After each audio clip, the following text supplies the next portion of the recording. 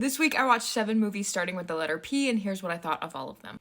If you're new to this series, I'm taking a different letter of the alphabet each week and watching movies that exclusively start with that letter, usually recommendations by you all. This is 1, to expand my own movie horizons, and 2, to get better about logging my movies on Letterboxd. 3 of the movies I had seen before, and the first one is Parasite. Obviously, when you get to the letter P, that's kind of the iconic choice. And I was a little worried going in because I haven't really rewatched it since watching it for the first time in theaters, but held up super well. Definitely a story that you think you kind of understand where it's going from the first 30 minutes, and then it just takes 5 different right turns afterwards. So an incredible reflection on class, and also just an absolutely wild thriller. Another movie that I had seen before is the 2005 Pride and Prejudice, and I wait for the day that it no longer affects me or makes me giggle and kick my feet up in the air.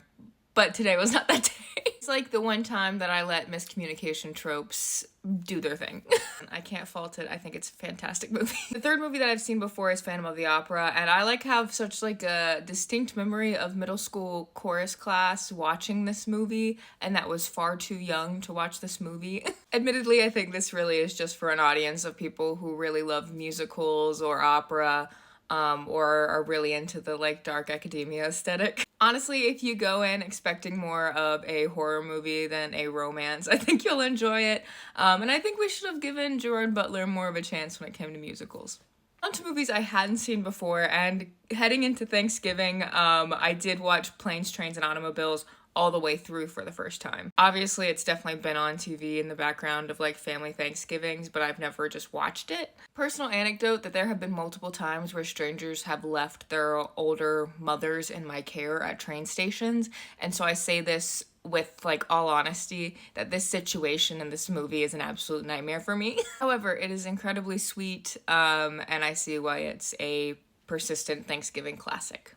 I also watched Princess Mononoke for the first time, and I meant to watch it when they did the re-release in theaters, but it is so good. I was not prepared for how much violence was displayed, but in general, just an absolutely incredible story. Just exactly my kind of humor. I loved the women in Irontown, and also a reminder that humans are destroying the planet, but in a very artsy way. I highly recommend it. Possibly a surprise, possibly not. I had never seen the Alfred Hitchcock Psycho movie, but also so good.